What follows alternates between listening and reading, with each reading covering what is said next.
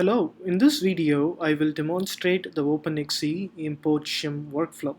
The workflow takes two inputs. The first input is a raw OpenXE data from the file that is in JSON format with the fields signal name, value, and timestamp. And the second input is a string input that contains the leaf node fields that are comma separated. Okay, so in order to implement our OpenXE import shim workflow, we would first need to create the file input data product.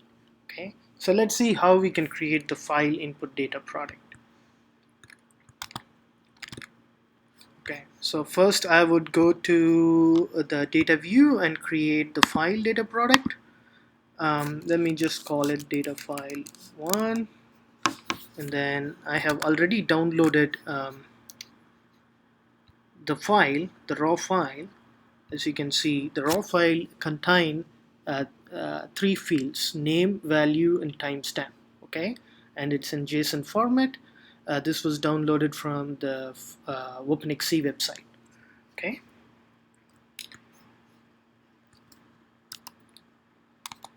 so let me go ahead and upload the file raw data.json. Okay, click register, and then okay, now the file is created as a data product. Okay, so now that we have created the file data product, we just need to have another input that contains the leaf node field, and we can connect it to our import shim workflow. Okay, so let me design the import shim executable workflow. First, in a few seconds. Okay, now we have the data file 1 that is already loaded, so we will drag and drop that, and then leaf node. I have already created a string data product called leaf node for OX1, and as you can see, the value is value comma timestamp. It's comma separated, so these are the two fields that is going to be our leaf node fields. Okay, then I need to drag and drop the workflow. Start. Okay. Okay, let's connect them together and save the workflow.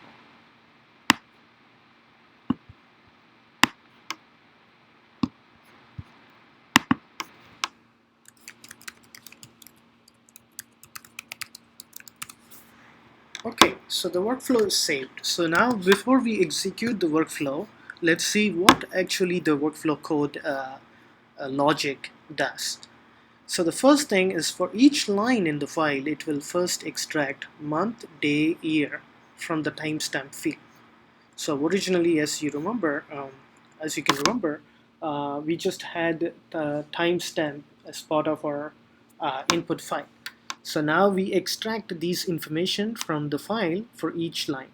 Okay, and then we add a new field called core ID and assign a randomly generated number for each line. So now we have 4 new fields added to our the original raw data set. Okay, and then the third important step is collectional data product formulation. For that, first we separate the leaf node field from the non-leaf node field. As you remember, the second input, the string input, we specified the leaf node field as value and timestamp, right? And then that means that all other fields are non-leaf node field. This non-leaf node field is called the keys in our collectional data product. Each field in the non-leaf node field is a key in the collectional data product. The leaf node fields or the value in the collectional data product. Okay, and then the data is grouped by all the non-leaf node field, that is by the keys, and the values are all created as a relational data product. Okay, so the value or which is the leaf node field value timestamp. So those are the relational data product that is grouped based on the keys. So the key would be core ID, signal name, month, day, year. Okay. And finally, the output of this workflow would be a collectional data product that contains a schema and the reference to the collectional data product instances that are inserted into a new table. Okay. So now let's see how this workflow is being executed. So let me click run. And now, as you can already see, the records are being inserted into those relational data product instances or collectional data product instances. Okay, so if we give a minute, it should be all set.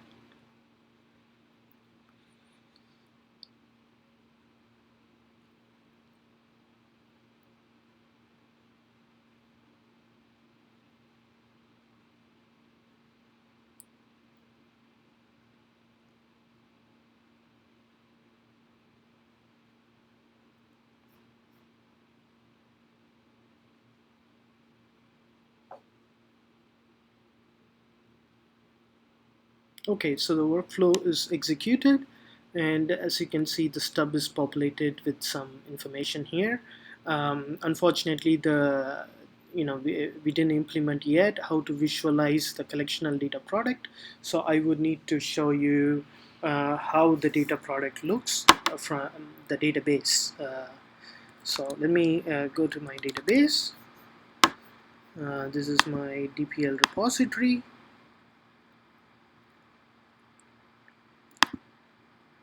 So as you can see, I sorted the data product repository by the ID, and this is the most recent data product that was created during our execution of the import shim workflow.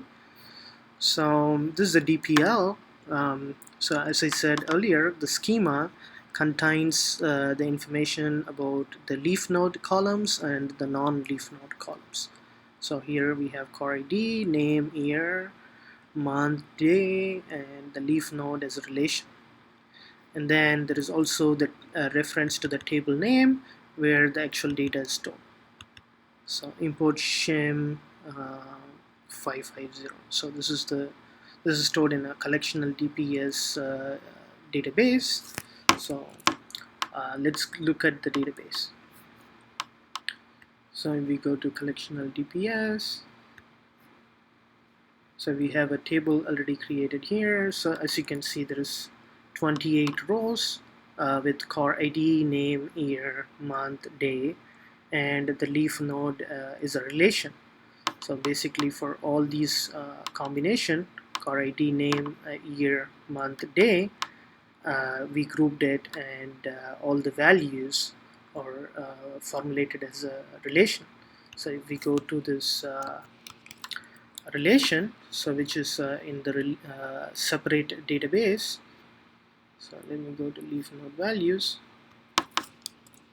Okay, so you can see that the relation is created here that has the value and the timestamp for all that combination of signal name, core ID, signal name, year, month, day. So these are the values. So there is 88 rows for that particular key set. Okay. So let's go back to our collectional data product. So you can see that this is for the first record, and if we go for any other record, let's say we go for steering wheel angle. So this is the relation reference. So I'll go to the relational data product. Okay.